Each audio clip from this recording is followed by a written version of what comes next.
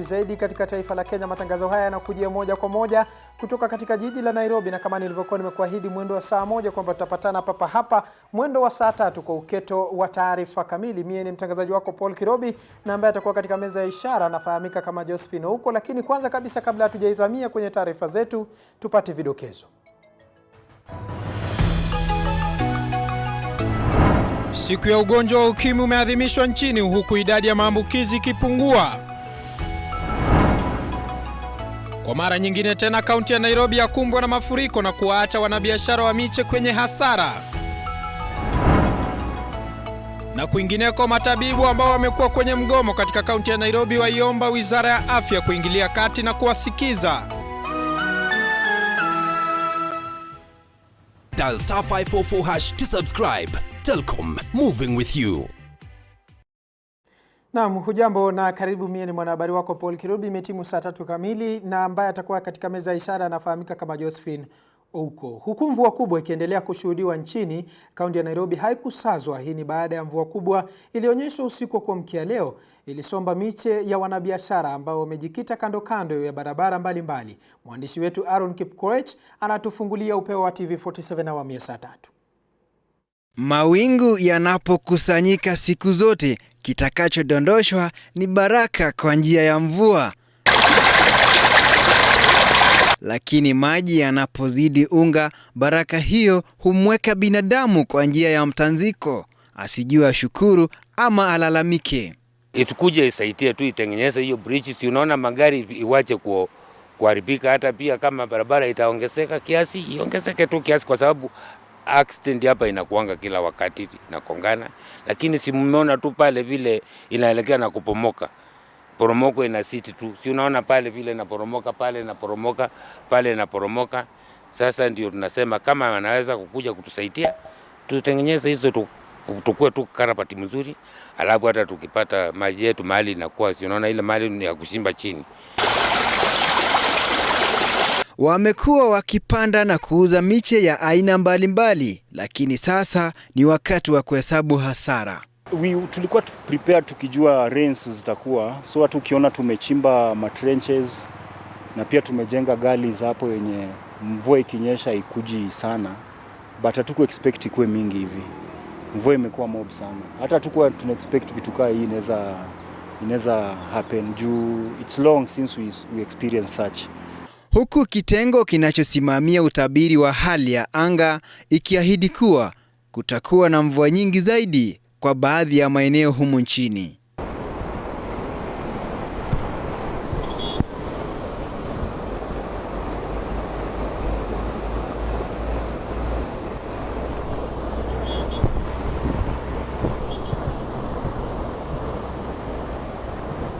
Kwa sasa ni wajibu wa kila mmoja akae sehemu salama, huku mvua nyingi ikiendelea kushuhudiwa.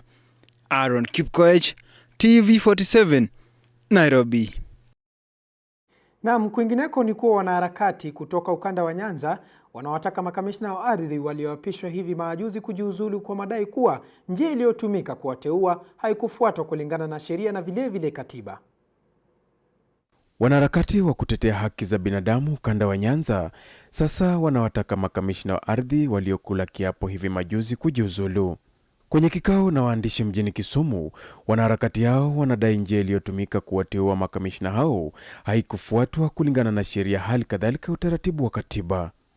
To protect the National Land Commission from capture and further land reforms in Kenya, we now demand that the recently sworn-in National Land Commissioners should step down in good faith and wait out till the attendant legal processes come to a conclusion. Provided in first schedule of the NLC Act 2012 were bluntly ignored during the selection process. For instance, the selection process was not done in public as provided by the law. The public were denied the right to participate in the selection process. Consequently, Kenyans of goodwill went to court to stop this unjust process and to protect the integrity of the National Land Commission as land governance institution. Aidha, wamesema kuwa huenda tume ya ardhi National Land Commission ikakumbwa na ukosefu wa uaminifu kwa wananchi iwapo makamishna walioapishwa hawatajiuzulu. So we think that the crisis of legitimacy is so huge that anybody of honor who wants to be a commissioner to serve Kenyans according to the law, in pursuance and advance of the Constitution, should not allow themselves to be part of that dirty process. So the current remaining commissioners ought to resign and wait the process to start afresh, because the whole process is bungled. It's completely bungled. The selection panel as constituted was incompetent, but that did not affect the outcome of its entire process. In conclusion, with almost 5 appeal cases being filed to challenge the appointment of the 7 sworn commissioners, it is only just that the National Land Commissioners step down and wait the conclusion of the ongoing legal processes. Daniel Dembede, TV47, kaunti ya Kisumu. Viva! Viva! Viva comrades, viva! Viva! Down with cartels, down! Down! Down with corruption, down! Down! Naam, asante sana mwanahabari wetu Daniel Ndebede kutoka kaunti ya Kisumu. Kwa sasa leo ikiwa ni tarehe 1 mwezi wa 12 mwaka 2019, siku ya kuadhimisha siku ya ukimwi, Kenya imeripoti kupungua kwa idadi ya maambukizi. Bi Taifa Margaret Kenyatta na waziri wa afya Cecily Kariuki wakizungumza mjini Kisii walidokeza uwekezaji katika hospitali uimarishwe na jamii kuwa kipaumbele kukabiliana na janga hilo. Kenya has made significant progress in reducing the transmission of HIV.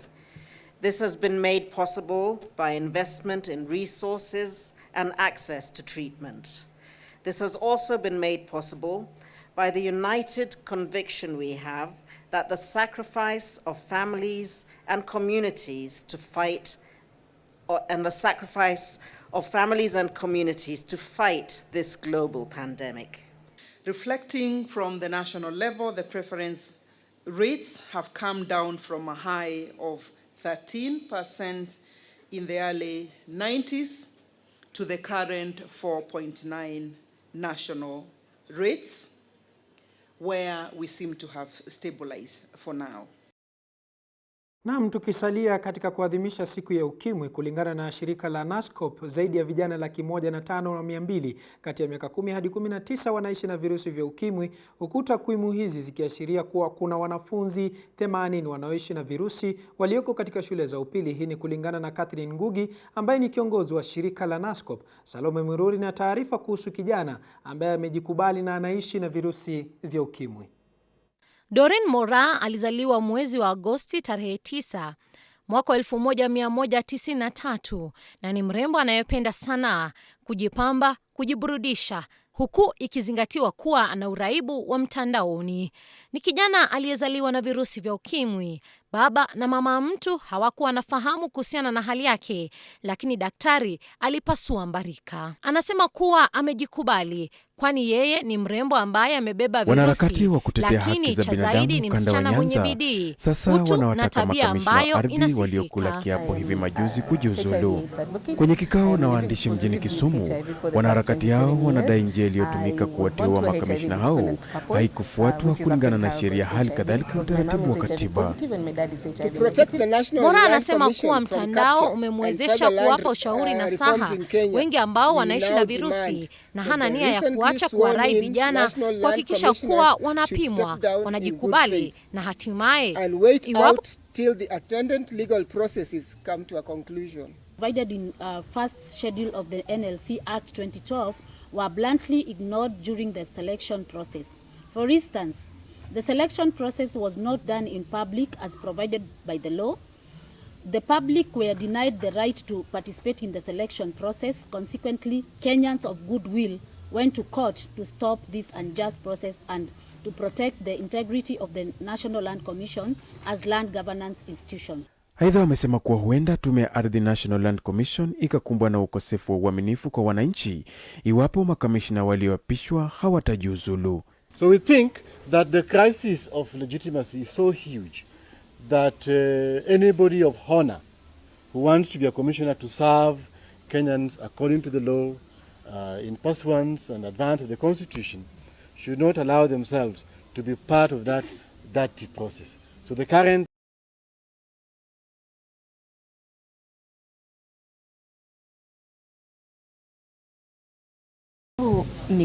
ndio the same time tunika universe ilikuwa inaniongelesha, nikaona Babu Aloliondo kwa TV, na Babu alikuwa anaambia watu anawaponyesha kila kitu. So nika convince madhi, nikamwambia tuende TZ tukunywe kikombe ya Babu tupone. Kulingana na Daktari Catherine Ngugi anayeongoza shirika la NASCOP, kati ya kila kesi 3 za uambukizaji mpya wa ugonjwa huu wa ukimwi, moja ya anayeambukizwa ni kijana kati ya umri wa miaka 13 hadi miaka 17. Yote haya kwa minajili ya ujana. Most of us are making decisions for the youth. Yet there's like, wow, that does not align well with us. That's not what we want. And we are using the previous or our knowledge. But when we involve them, they tell you, this is what we want, this is how we want the message drafted, this is how we want the message passed. And so we are asking them, how would you? And thank you to Blast, that is really walking and working with us. Kwa sasa, wadau katika sekta ya afya wanazindua mbinu mbadala ya kuhakikisha kuwa vijana wanajua hali yao, wanajikubali na pia wana maisha bora na si bora maisha. Salome Mwirore, TV47. Asante sana mwanahabari wetu Salome Mwiruri kwa taarifa hiyo kuadhimisha siku ya ukimwi. Tukizidi mbele ni kuwa matabibu wa kaunti ya Nairobi ambao wamekuwa kwenye mgomo kwa kipindi cha mwezi mmoja sasa wamewasilisha lalama zao wakielekeza kwa Wizara ya Afya wakidai kuwa kilio chao hakijasikizwa. Mwandishi wetu Zablon Masharia anatuarifu zaidi. Afya ikiwa mojawapo ya ajenda kuu za serikali ya Rais Uhuru Kenyatta, matabibu wengi kutoka maeneo mbalimbali wamekuwa wakiandamana wakilalamikia maslahi yao kukiukwa. Katika kaunti ya Nairobi, chama cha kutetea haki za matabibu cha Kenya Clinical Officers Association wamekuwa wakiandamana kwa mwezi mmoja sasa kwenye harakati za kuwasilisha mapendekezo yao, mojawapo ikiwa kutolipwa kwa wanafunzi walioko kwenye masomo ya utabibu. Huyu hapa mwenyekiti wa kitaifa Fenwick Muthangia, ambapo anadokeza baadhi ya mapendekezo yao. Cognition and the registration of CBA, which is yet to be done, the issue of promotions, the issue of the scheme of service, and the issue of diploma in dance. Kulingana na mwenyekiti huyu, anadai kuwa Wizara ya Afya pamoja na serikali za kaunti walikuwa wameahidi kutekeleza mapendekezo yao ifikapo Oktoba tarehe 5 mwaka huu, ila hadi wa sasa hamna hatua yoyote iliyotekelezwa. Kwa upande mwingine, mahakama ilikuwa imetoa maelekezo ya kundi hilo na Wizara ya Afya kuandaa kikao cha makubaliano. Despite a court directive that both parties enter into a return to work agreement, we have learned with a lot of concern that most counties have not done so and have resorted to victimization and other irregular tactics to subdue the employees, that is the clinical officers, into resuming duty without a return to work formula as conciliation talks progress to avoid further suffering of patients and clients. Huzuni yao kuu ni kimya cha Wizara ya Afya kwenye swala hili, wakirai Wizara ya Afya kushughulikia masaibu yao ili Mkenya wa kawaida aweze kunufaika. Ni mwezi mmoja sasa matabibu hao wamekuwa kwenye maandamano, ila sasa wanaomba kikao maalum baina yao na serikali ya kaunti ya Nairobi pamoja na Wizara ya Afya ndipo wawasilishe mapendekezo yao na hatimaye maelewano yaweze kupatikana. Zablon Masharia, TV47, Nairobi. Naam, bila shaka mpenzi mtazamaji, itafahamika kwamba maandamano ya matabibu katika jiji la Nairobi haijafanyika mara moja au mara mbili wiki zilizopita. Kwa hiyo sijui hapa hadi itakuwa namna gani. Nambari yetu ya rafa ni 22047.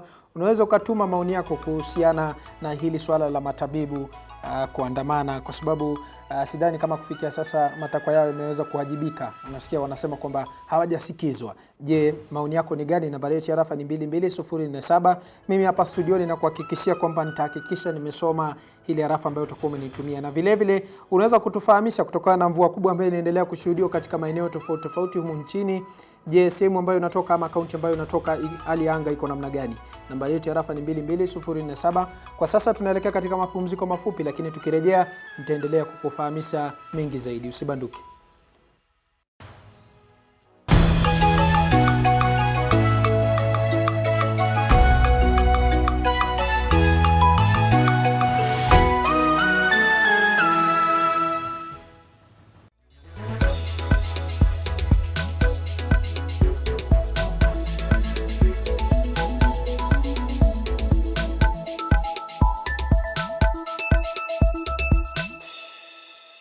Wekelea na Ekabet. To get the best odds and quick payouts, SMS Eka to 29232. Dial *297# only at ekabet.com. Gambling can be addictive. Engage only for recreation, not for income reliance.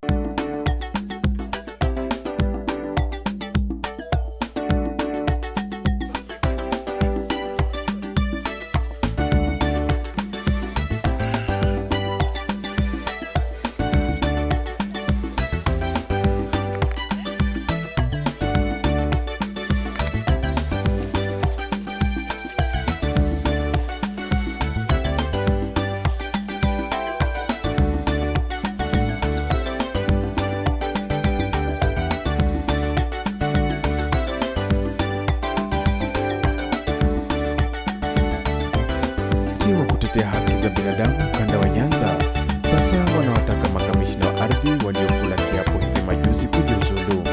Kwenye kikao na waandishi mjini Kisumu, wanaharakati hao wanadai njia iliyotumika kuwateua makamishna hao haikufuatwa kulingana na sheria, hali kadhalika utaratibu wa katiba. To protect the National Land Commission from capture and further land reforms in Kenya, we now demand that the recently sworn-in National Land Commissioners should step down and wait out Twende sasa. Prepare countdown. 2, 1. First schedule of the NLC Act 2012 were bluntly ignored during the selection process. Suluhu la kudumu litapatikana kupitia mahakama hii ya Upeo. Hapa ni mjini Meru. Tupo katika eneo la Wetevia, kaunti ya Kiambu. Hivi leo tuko Nairobi Cinema. Hapa ni Kina, ukipenda Kinango. Stop this unjust process and protect the integrity of the National Land Commission as land governance institution. Aidha, wamesema kuwa huenda tume ya Ardhi National Land Commission ikakumbwa na ukosefu wa uaminifu kwa wananchi iwapo makamishna walioapishwa hawatajiuzulu. So we think kama huyu amekataa, tafuta mwingine, maisha isonge mbele. Mabadiliko haya yangali yanazua msuke baina ya washikadau. Baadhi ya changamoto hizo zilikuwa ni kama vile ukosefu wa maarifa. Wameweza kupeperusha bendera ya Kenya. Tutaingia kwenye mapumziko kidogo. Safi!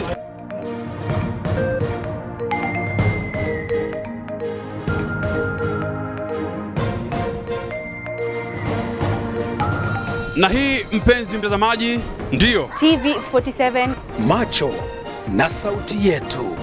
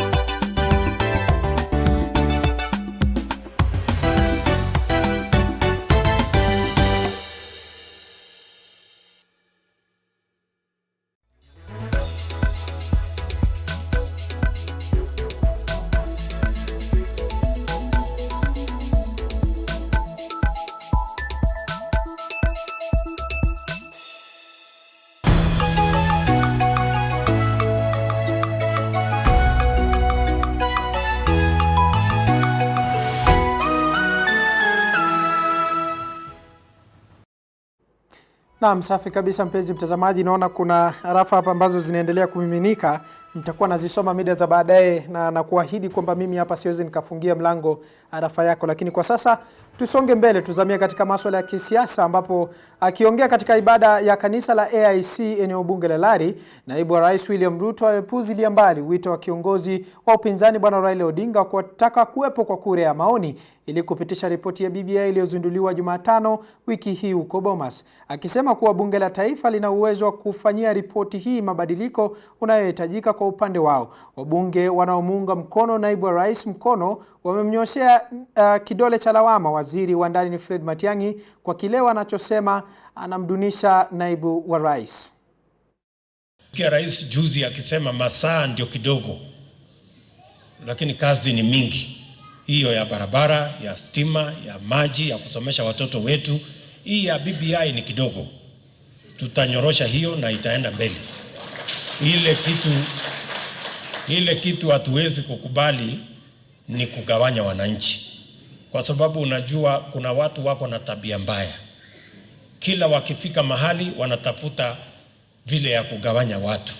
Tulitoa BBI, tukaenda Bomas na tukakubaliana tuisome sisi wote, tuielewe ili tutoe maoni yetu,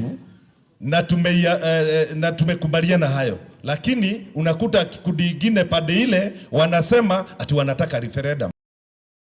Naam, tukiingineko tukisalia katika masuala ya siasa, ripoti ya BBI imeungwa mkono na baadhi ya viongozi wa ukanda wa magharibi, huku wengine wakiitaka ipigwe msasa kabla ya kupitishwa. Haya yamesheheni katika hafla ya mazishi ya mzee Bainito Wanyama katika kijiji cha Yalusi, eneo bunge la Webuye Magharibi, kaunti ya Bungoma.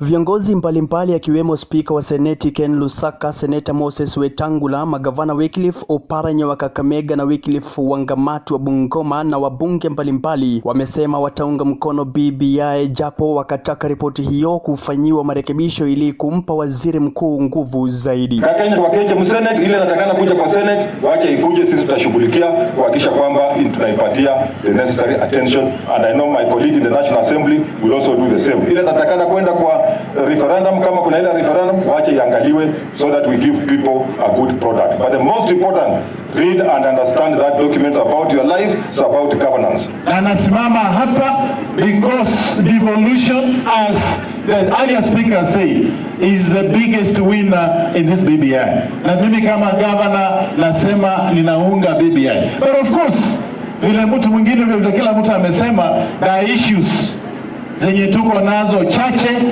katika BBI and we must look at it.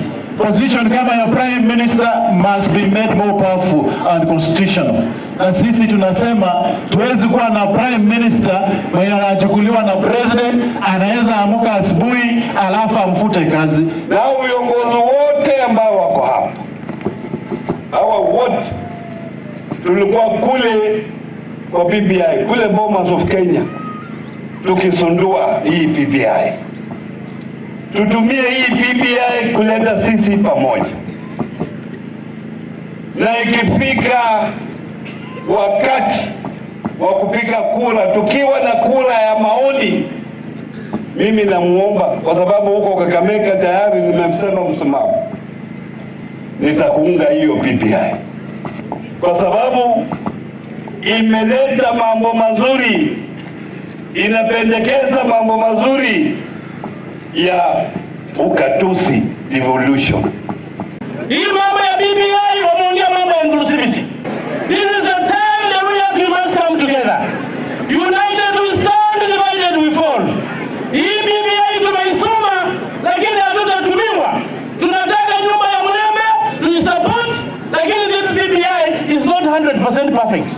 We have issues on this BBI. Na sisi lazima tuisome, tuichambue, alafu mwishowe we must be able to refine so that this matter can be passed. Viongozi wa kike wakiongozwa na mwakilishi wa wadi ya Misiehu Mili Masungo wakitaka kuwa kina mama wapewe nafasi nzuri kwenye mapendekezo hayo ya BBI na kutaka mchakato utakaokuja kuhusu BBI kutobadili nafasi walizopewa kina mama. Mimi nataka kuambia kwamba kipengele ambacho mwezi kuza ni kile cha kusema kwamba any deputy should be an either of either gender. Iwe kwa rais, iwe kwa gavana, kwa mama simushangilia nikisema hiyo. Sisi kama wabunge tumesema hatuna shida na hiyo BBI. Tuko tayari kuipitisha. Lakini tatizo yetu ni kwamba lazima tuangalie vile vipengele ambavyo vinahitaji public policy viende kwa PS wapitishe ile sheria. Vile vipengele ambavyo vinahitaji sheria mpya, serikali iunde sheria ilete kwa bunge sisi tupitishe. Lakini kusema ati tuko haraka, alitutumia shilingi bilioni 20 ati tufanye kura ya maamuzi na Nzoia imekufa. Mimi nimwambia serikali, kama mko na pesa ya kufanya hii referendum, kwanza mfufue hii Nzoia shuka yetu hapa kwanza, ndio tufikirie kupitisha mambo ile ya referendum. Na sisi tunasema if there are sections within the BBI yenye taenda bunge ipitishe, sawa. Kama tuna sections zenye zinatakana zikuja hapa wananchi waamue pia, sawa. Sisi tuko ready, tuje hapa tuzungumza na wananchi, tuendelee kwenda mbele. Familia ya mwenda zake mzee Bainito ikiongozwa na naibu mkuu wa utumishi wa umma Wanyama Musiambo ilimtaja mwenda zake kuwa mzazi na aliyependa masomo na kulea familia yake kwa misingi ya maadili. Kutoka kaunti ya Bungoma nikiripotia TV47, mie ni Mike Kagwongo. Naam, tukitoka kaunti ya Bungoma kwa sasa tunafululiza hadi kwingine ambapo katibu wa Wizara ya Fedha na Mpango Saitoti Torome ameomba Wakenya kujitahadhari na mvua na mafuriko yanaendelea kunyesha nchini, akipigia debe upanzi wa miti kufika 10% ya mazingira.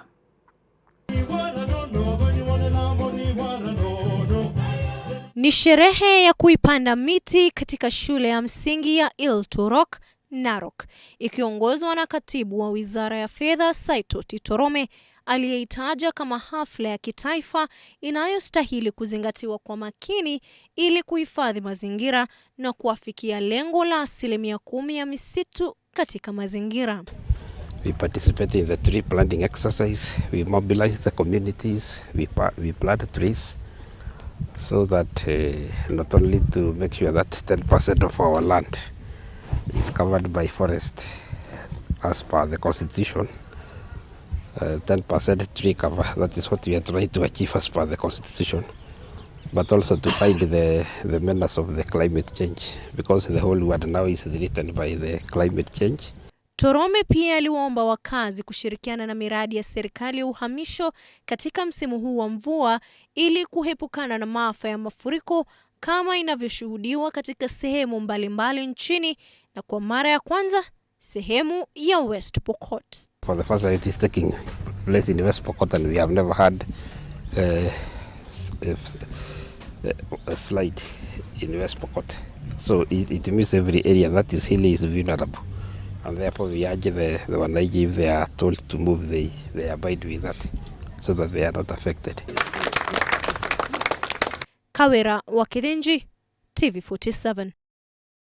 Na kwingineko ni kuwa mamia waumini wa dini ya Kiislamu kutoka magharibi mwa Kenya mwa kaunti ya Kisumu walikongamana hii leo katika msikiti wa Masjid Nur mjini Eldoret ili kuadhimisha sherehe za Maulidi. Viongozi hao wamesema utekelezaji wa BBI unafaa kufanyika mashinani kwa kuhusisha wananchi wa kawaida. Waislamu hawa waliongozwa kwenye maadhimisho hayo na Hassan Kinywa Omar ambaye ni mwenyekiti wa kitaifa wa muungano wa Al-Wahda na Abubakar Bini, mwenyekiti wa baraza la CIPK North Rift. Masala ya utekelezaji wa BBI itakuwa ni vizuri lao utapelekwa kwa wananchi, si wabunge. Kwa hali ilivyo sasa, Wakenya hawana imani na wabunge. Na nikisema hivi, utakuta kuna a very huge public wage bill ambao kwamba inapitishwa kila wakati na wabunge huwa hawajadili ile mswada. Ni maana wakipewa pesa kidogo kichoteo huku chini, ukubali mswada upite bila kujua wamezungumzia nini. Mchakato wa kuhusu mapendekezo ya BBI ukiendelea kuvutia hisia zote, viongozi hawa wameelezea umuhimu wa kila Mkenya kuhusishwa katika kutekelezwa kwa BBI. Ilikuwa tarajio kwanza ni kuleta amani na umoja na utangamano, lakini siku ya kuzinduliwa BBI ilionekana kuna kulengana. Aidha, wamepongeza baadhi ya mapendekezo ya ripoti ya BBI haswa kuhusu maadili ya kijamii, ila wametaka kuendelea kupigwa msasa ripoti hiyo na kutoa mapendekezo zaidi kuhusiana na swala la dhulma za kihistoria kuhusu ardhi. Masala ambayo kwamba tumefurahia sana ndani ya BBI sisi ni masala ya corruption. Hiyo tumefurahi sana kuona wanasema mtu kama itakuwa na mambo ya corruption iwe kuna muda ambao kwamba lazima imalizike. Jambo la pili, masala ya maadili na kupenda nchi yetu. Hayo ni mambo matatu ambayo kwamba tumependelea sana ndani ya BBI. Hao matatu hatuna pingamizi, tunaungamia filmia. Akizungumza kwenye hafla tofauti, Gavana wa Uasin Gishu Jackson Mandago ametilia shaka kutekelezwa ripoti ya BBI na kuwataka wanasiasa kuwapa Wakenya fursa ya kuichangia. Unajua Kenya tunaweza tumia muda mingi kwa siasa. Na hii siasa hakuna maana inaenda, na niliwaambia. Hakuna haja ya kuweka kwa roho. Naona watu waliweka pressure BBI ikakuja ikakuwa flat, ni kama ile bia ikifunguliwa haina pressure. Sasa kwani hivi yote nyinyi mmeona anything new? Inclusivity, cohesion, free election, story inakuanga everyday business. So I also want to tell Kenyans, relax. Hata hii BBI itakuja iende. Tusaidie watu ya Pokot kwanza. BBI is not an emergency. There is a serious emergency in West Pokot and other areas where they are experiencing landslide with this heavy down. Calvin Chitwa, TV47, County ya Uasin Gishu. Na mpenzi mtazamaji, hapo mwishoni kwenye taarifa hiyo ni matamshi ya Gavana Mandago. Je, wewe maoni yako ni gani kuhusiana na kile ambacho amesema kwamba BBI kwa sasa sio jambo geni katika taifa la Kenya? Baadhi ya masuala yamekuwa kifanyika. Nambari yetu ya rafa ni 22047. Unaweza kutuma maoni yako kupitia kwenye arafa na mimi nitakuwa naisoma hapa kwenye kipatakilishi changu mida za baadaye. Lakini kwa sasa tegea baadhi ya taarifa ambazo tumekuandalia katika chumba chetu cha habari. Kwa sasa tuelekee katika mapumziko mafupi, kisha baadaye tukirejea nitakuwa naendelea kukufahamisha mengi zaidi. Usiende mbali.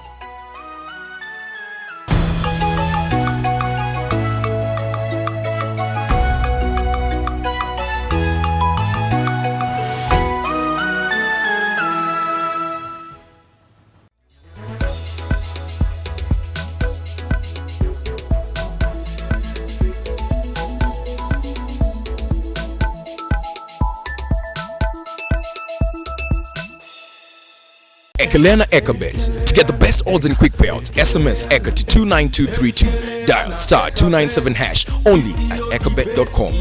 Gambling can be addictive. Engage only for recreation, not for income reliance.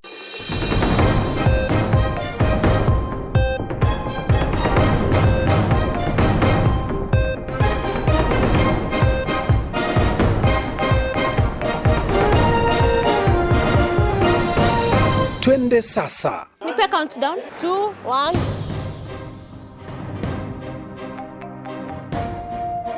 Subiri kuona iwapo suluhu la kudumu litapatikana kupitia mahakama hii ya upeo. Hapa ni mjini Meru. Tupo katika eneo la Wetavia, kaunti ya Kiambu. Hivi leo tuko Nairobi Cinema. Hapa ni Kina, ukipenda Kinango.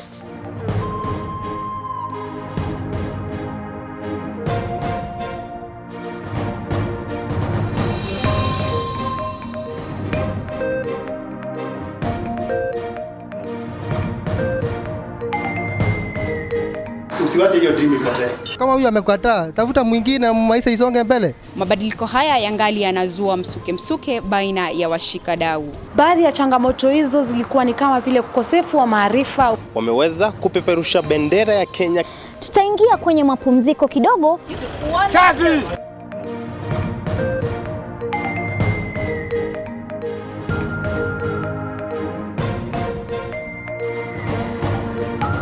Na hii, mpenzi mtazamaji, ndio TV47, macho na sauti yetu.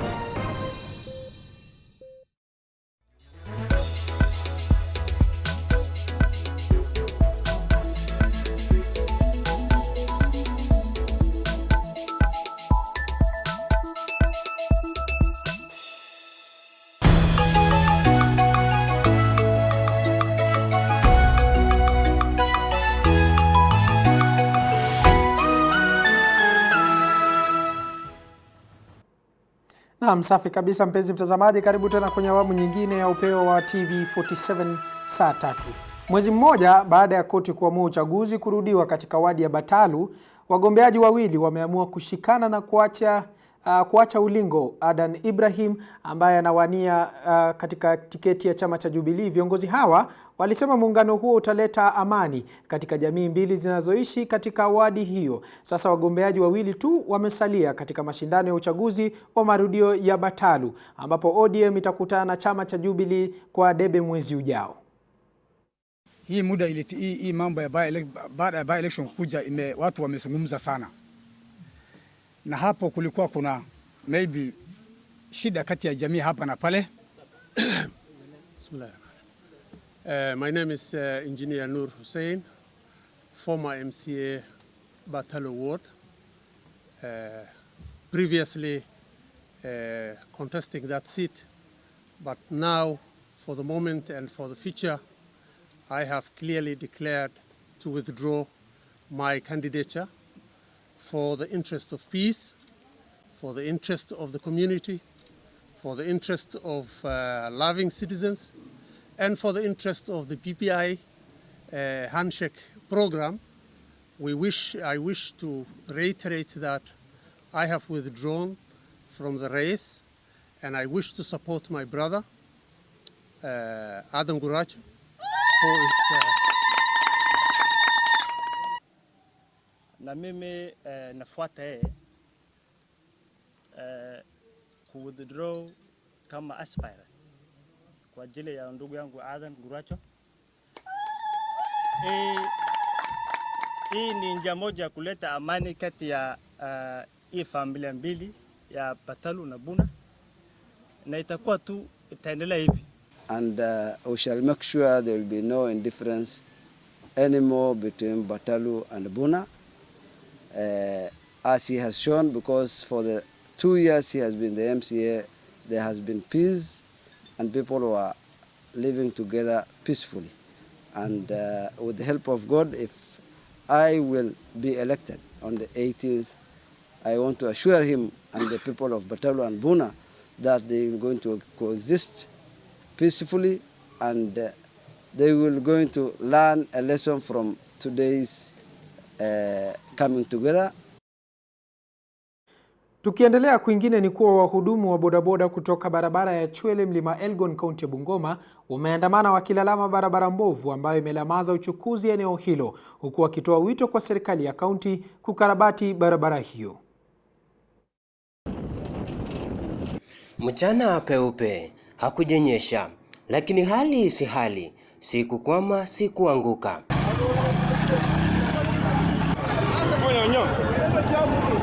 Ni ugumu wa usafiri katika barabara ya Chwele Mahonge mpaka Mlima Elgon. Wahudumu hao wametoa wito kwa serikali ya kaunti ya Bungoma na wahisani kujitokeza kuwaopoa kwenye hangaiko hilo. Mkubwa wa Bungoma Liberation Bwana Sakaria, tunakuomba kwamba ukumbuke nasi kuja kutengenezea barabara. Jinsi mmeona wenzetu wanavyoumia kwa matope hivyo.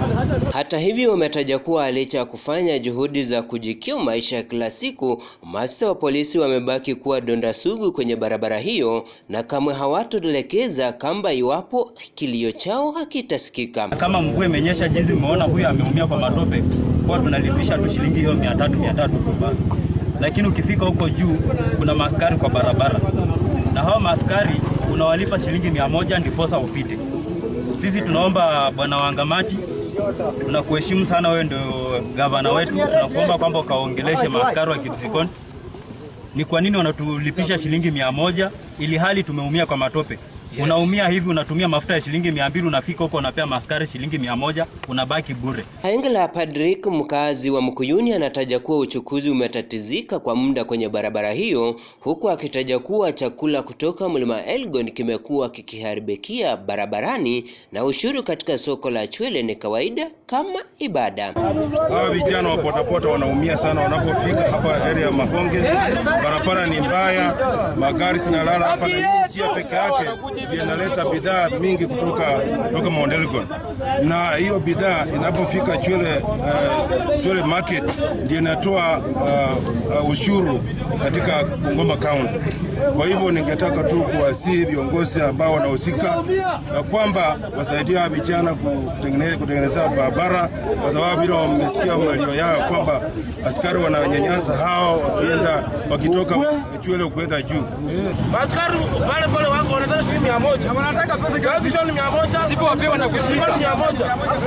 Tafadhali bwana. Na mafuta ndio inaumia. Hakuna barabara wetu.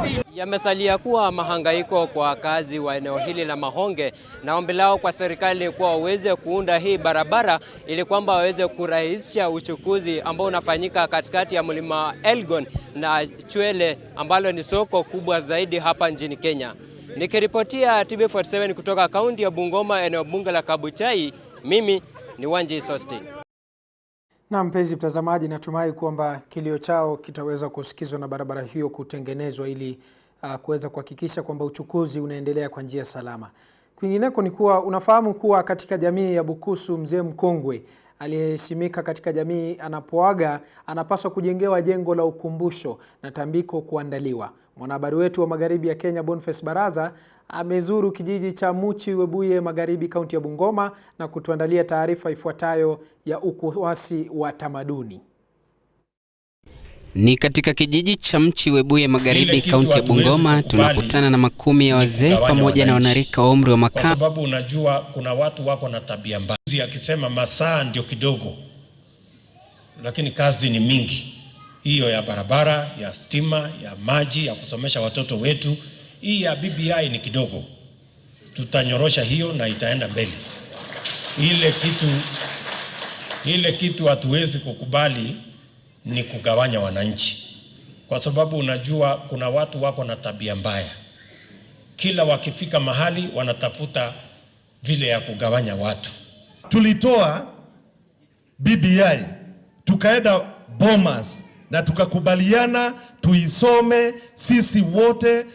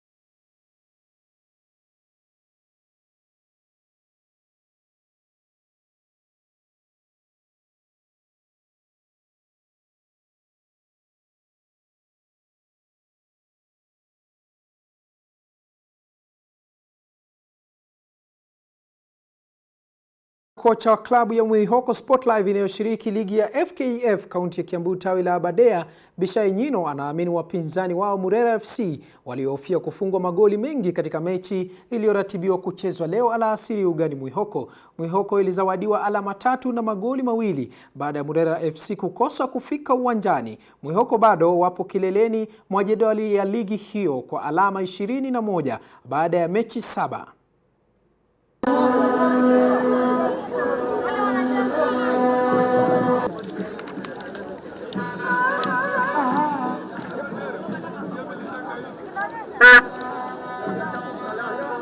Ni kitu tuko tumetarajia. Sisi tunapenda kucheza game, to win game kama tumeicheza. But kwa zile sababu zingeepukika, opponent hajacheza. Juu pia sisi timu ikisikia ni sisi na vile tumekuwa unbeaten, sawa wanaweza kuwa wametishika.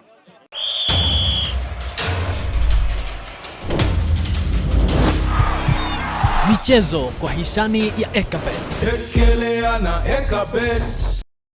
Na bila shaka mpenzi mtazamaji, wanasema ngoma ikipigwa sana hatimaye hupasuka. Taarifa hiyo ya michezo kwa sasa itakuwa inatufungia jamvi la Upeo wa TV47 awamu ya saa 3. Mimi nimekuwa mwanahabari wako Paul Kirobi, na ambaye amekuwa katika meza ya ishara anafahamika kama Josephine huko. Alasiri alamsiki kwa wale wote waliofanikisha taarifa hizi za Upeo. Mie sina la ziada, ila nasema shukrani za dhati kwa wale wote ambao wamefanikisha taarifa hii. Tupatane kesho sana wakati kama huu. Mie sina la ziada na kutakia usiku mwema. Asante sana.